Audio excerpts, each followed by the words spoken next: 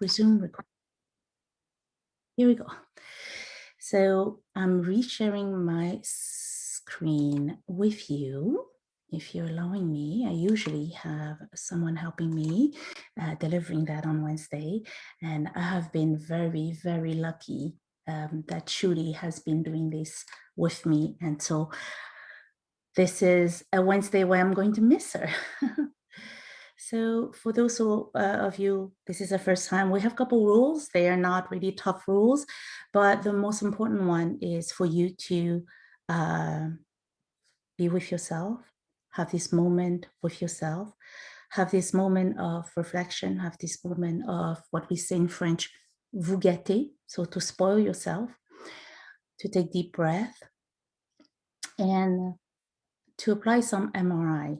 I love this word, the MRI. In the scientific world, of course, we all know what is an MRI, but in our mindfulness world, it's the most respectful interpretation, asking ourselves to always apply the most respectful interpretation to everything we're seeing, to take anything that we need and to leave anything that we don't need.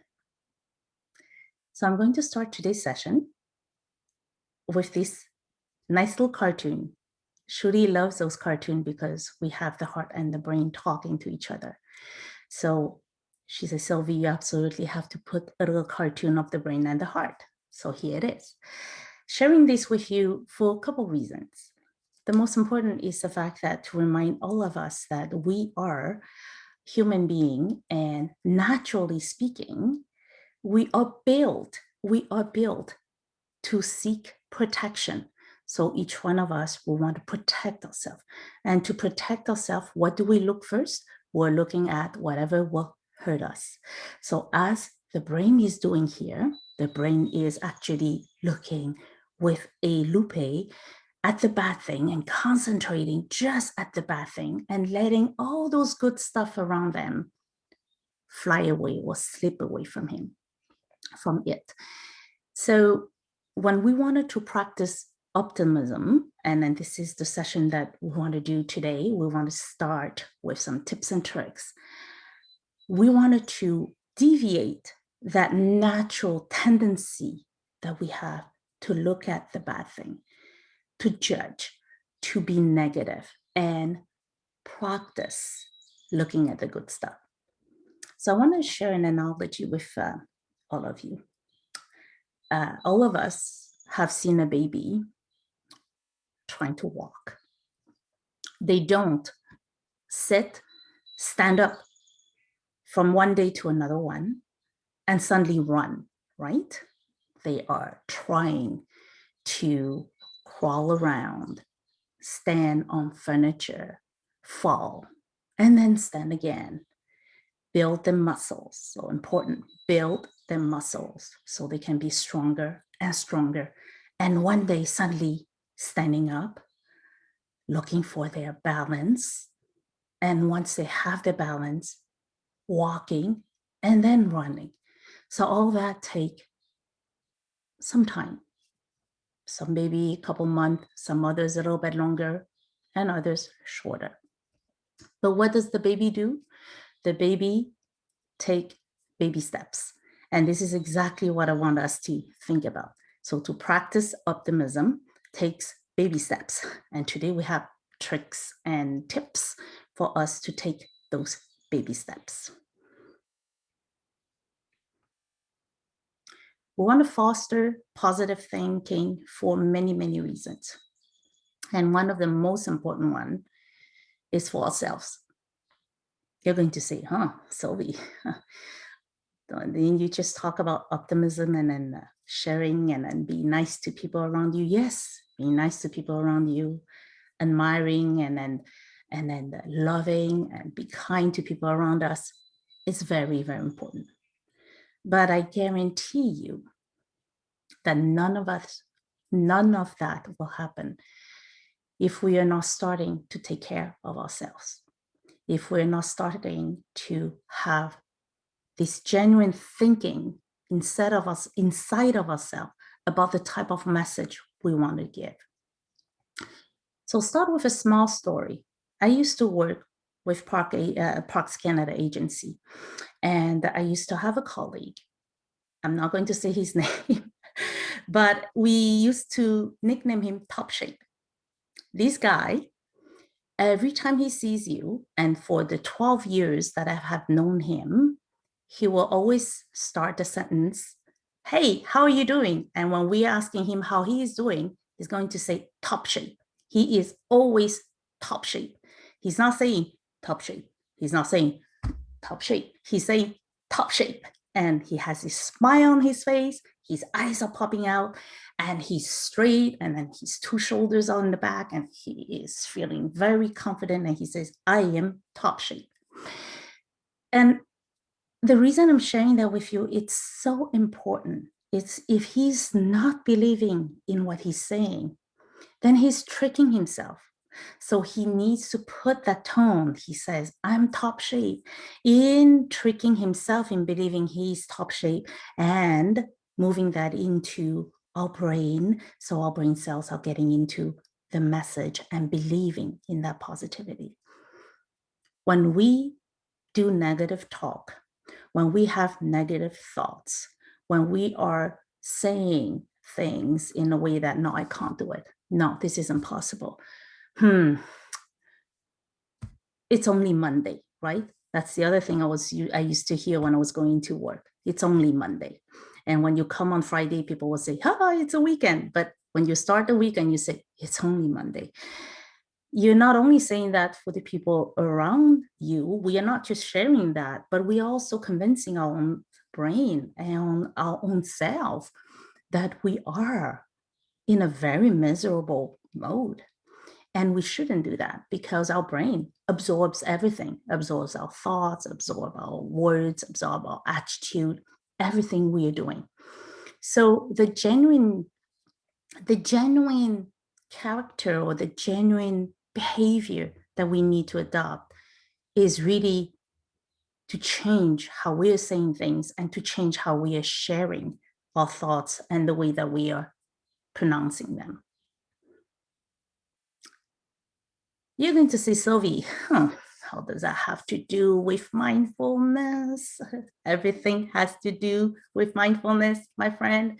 Recently, I was having a really great discussion with my friend Giancarlo, and I think he's among us today. And I was saying to him, everything we see in this world has to do with mindfulness. It has to do in relation to the 9 attitude of the mindfulness that you see in front of you.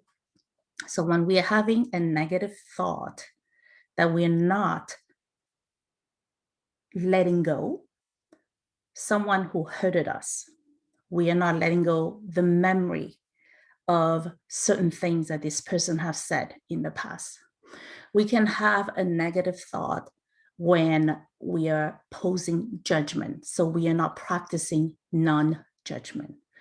We can have an opinion, which is negative, by not practicing a beginner's mind. Open our mind to look at what could be or what is positive. What could be that this person who has a different religion, a different background, a different skin, a different orientation in life than mine bring me. So we have to open our mind and see the possibilities. So everything in practicing optimism is related to us practicing those attitudes.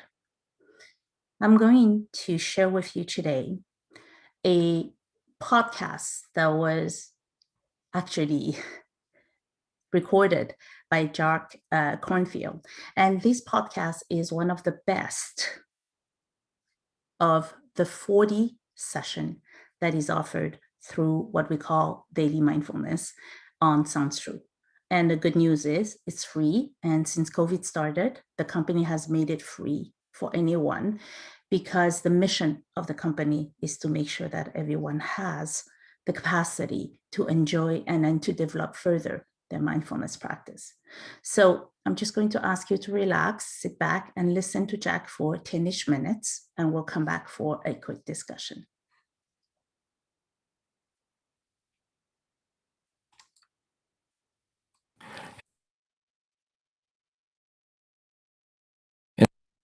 In the last few sessions, we've been learning to skillfully include emotions, especially difficult ones, in the field of mindfulness. However, we can also use mindfulness to strengthen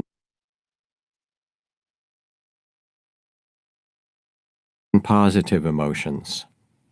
Researchers in the field of positive psychology have found that directing attention to positive states, such as loving kindness and compassion, strengthens the neural pathways connected with these feelings and enhances our ability to access them. These studies show that in just a matter of weeks, cultivating these positive emotions have transformed the participants' approach to work, to family, and community. One positive emotion that we can begin to bring to our workplace is gratitude. Have you ever noticed how coworkers or other people on a project respond to you when they feel your gratitude for their contribution? Another way to generate positive feelings at work is to notice what is going right with a particular effort instead of looking to the problems to solve or what needs improvement.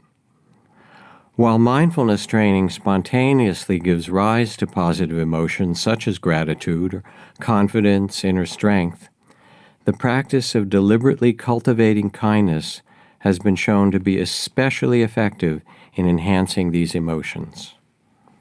The spirit of kindness is one of the most critical of all the positive emotions for your training. You know what it's like at work when you're feeling upset and isolated and another person shows up with genuine caring, with interest and warmth.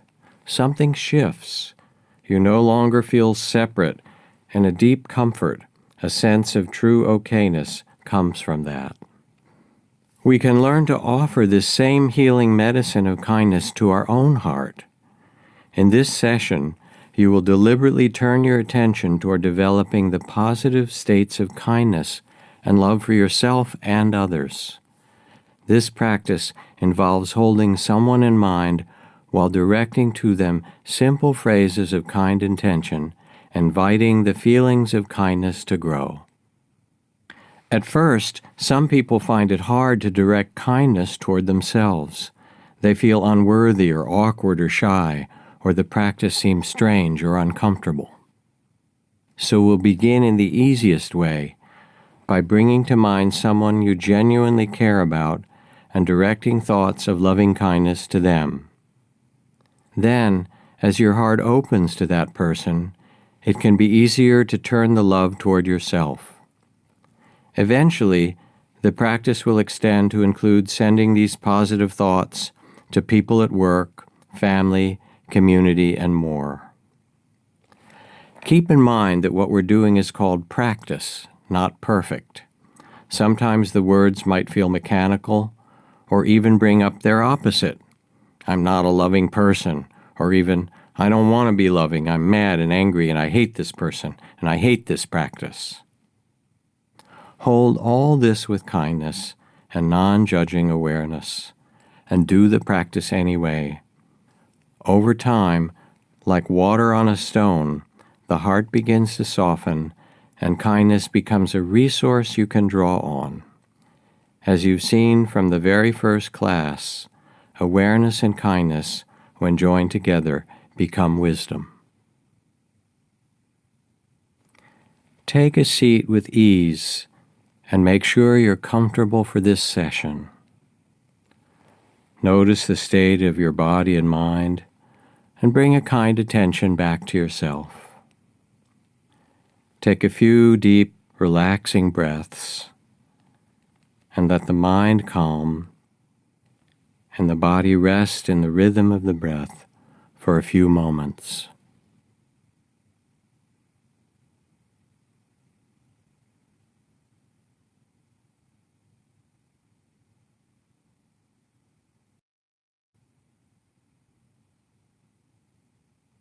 Now let's begin the practice of loving kindness. Reflect for a moment on the benefits of a kind and loving heart. Care for yourself and others, and the ability to move through the world with both strength and kindness. As you sit quietly, Let yourself picture or imagine a person you love a lot, where the relationship is easy and unconflicted.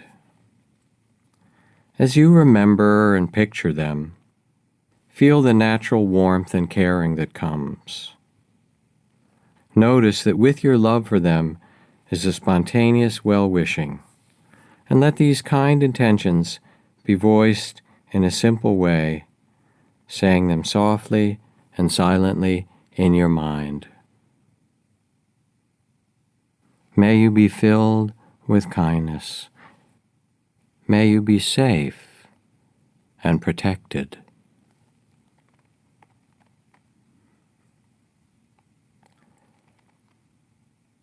May you be well in body and mind.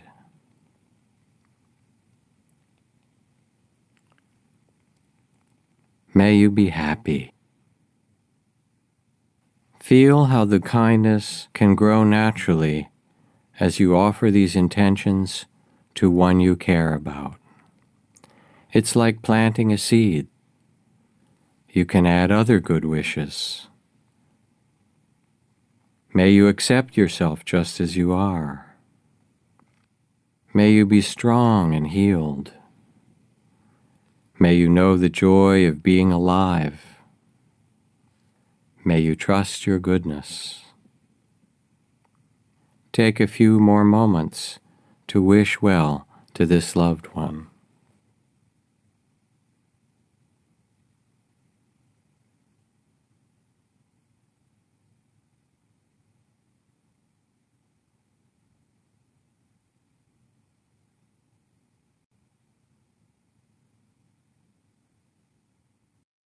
Now imagine that this loved one is gazing back at you.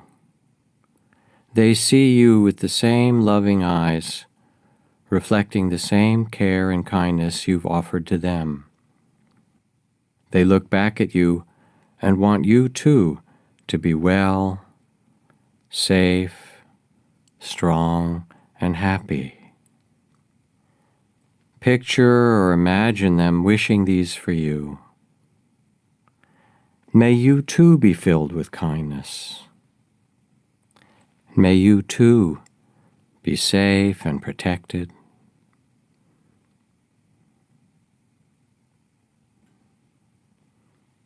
May you too be well, strong and healed. May you too be happy. Receive the goodwill and kindness that grows as they offer these seeds of care. Let them add other intentions. May you accept yourself just as you are. May you trust your goodness.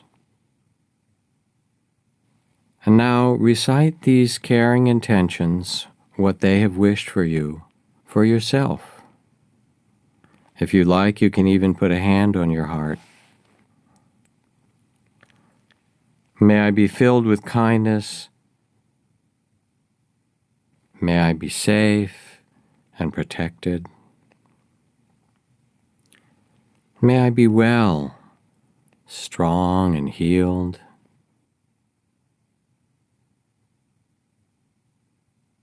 May I be happy. Receiving their well-wishing and offering it to yourself, whatever is present, even if this practice is difficult, hold it all with kindness. Take some time now to continue this well-wishing for yourself. Later, we'll expand the practice to include family, co-workers, community, and the whole world. But for now, let your own body and mind be a field of kindness. May I be filled with kindness, safe and protected. Sense the strength and warmth, the courage and empowerment of these intentions.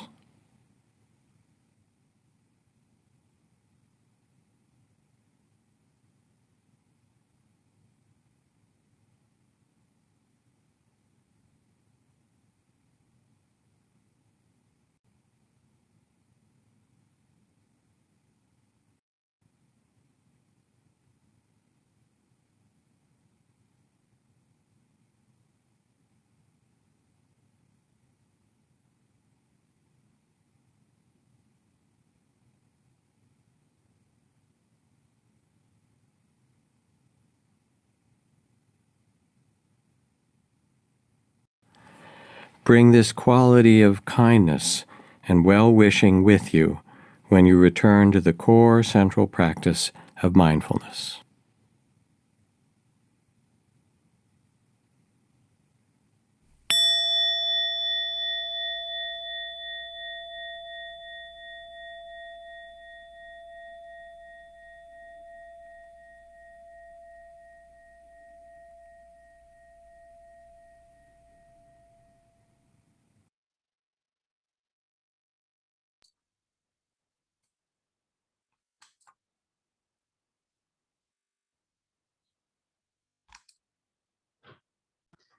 I'm going to stop sharing for one moment. Those of you who would like to have a sip of water, tea, please do so.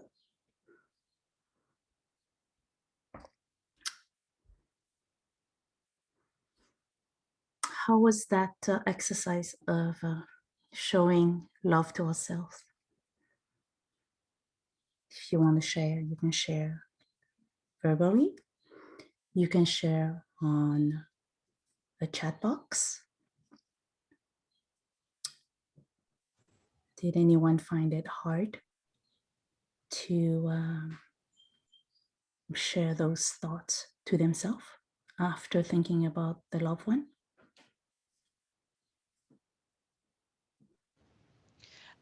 So I'll be honest, I didn't really do because I've done this before in the past. So I'll be honest, I didn't really do that. But I guess what I fixated on was something that was said at the beginning about we were talking about where we dwell on the bad stuff.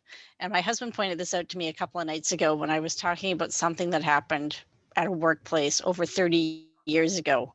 And he said to me, "Are you sure it's not bothering you? Because you're still talking about it 30 odd years later." So I got thinking about it and I was like, maybe, that's one of those things I've got to learn to let go. It happened and I got to move on with my life kind of thing. So it's the same idea, I guess, with loving yourself is like accept it and move on. Like, a lot of us with COVID, we got to lose weight. Well, no, love yourself now and deal with weight as it's dealt with. So That is I'm laughing not because I'm laughing at you, Leslie, but it is such a great example, an example that we hear so many times. The first time I shared something like that, where I was saying, God, that thing, 10 years ago, this director, he did that to me. And I remember my mentor was telling me, Sylvie, as you are holding that grudge, you are letting this person having a power over you, and they have already moved on. They don't even remember what the kind of hurt they did to you. And they're still holding a very great power over you if you're thinking of them. Vera, I'm seeing you coming up. Do you want to share something? I always put myself out there and share because I feel like this is the way I get the most out of these sessions. So I apologize to everybody else in advance. But I've never done this exercise before, so this one kind of caught me off guard because I was joining a little bit late as well. So as he was speaking and talking about showing these feelings, I'm a mom, and showing these feelings to your family, your children is very easy, like sharing these loving feelings, and that comes so naturally to you. But then when you have to turn it around onto yourself, that caught me by quite surprise. And it's incredible how easy, even with good advice, it's always so easy to give good advice, but for yourself to kind of follow your own good advice is always a much bigger challenge. So yeah, no, really good exercise. Thank you. This is so important what you're sharing, Vera. I often have discussion with management table, and then we talk to managers and supervisors. And we are giving right now, with the COVID happening, tools on how to take care of each team's mental health. And we started a session not long ago asking how the managers feel. So all the managers were ready to take notes, to go back with some tips and tricks on taking care of their teams. But we startled them by saying, So let's start the conversation by saying or sharing with us how you take care of yourself. That was a bomb. It was such a surprising question.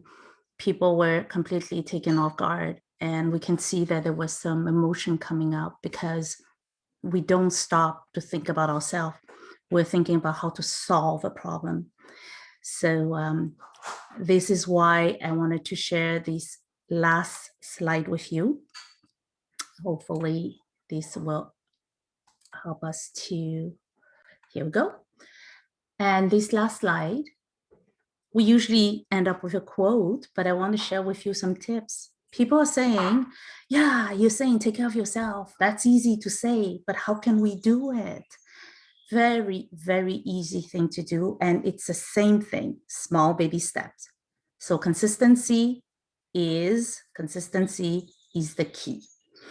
If the month of June, we're starting the month of June on the right foot, and we say we'll do some journaling. We'll do something such as every night before I go to sleep, I'm thinking about 3 positive things. They don't have to be big ones. So we just finished the Tulip Festival in Ottawa. Any one of us who want to see, it's just beautiful, looking at the flower blooming, smelling flower. I know the tulip doesn't smell, but if you smell, let's say I have some jasmine that is flowering, smelling the flower, tasting something marvelous. Just think about 3 very positive things that happen in your day before you sleep. Why you need to think about that before you sleep? Because then your mind is actually resting on a positive note, not on a stressful note, and not on a negative note. You can take grateful walks at the end of the day or at the beginning of the day. I'm doing laughing yoga. So the last session of this month is about laughing yoga. I'm telling you, if you laugh 15 minutes every day for 1 month, you're supposed to lose up to 2 pounds because you're moving a lot of parts of your body. And talk to someone positive around you. Get away from those negative energy. You have the right to ask to be surrounded by positive energy. So if you have anything you would like to share with the group, we have a couple minutes. Oh, actually, no, we are at 12:31. We have a couple seconds. You can stay on and I will be here with you for another couple minutes if you would like to speak. Otherwise, I would like to wish you a wonderful, wonderful month of June, and do take care of yourself and be joyful.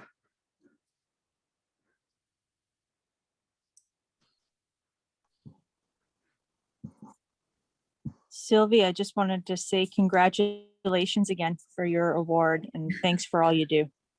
Thank you, Kate. Much appreciated. Yes, we do really appreciate it. And I don't know if you hear it enough, but thank you. It really does mean a lot to us that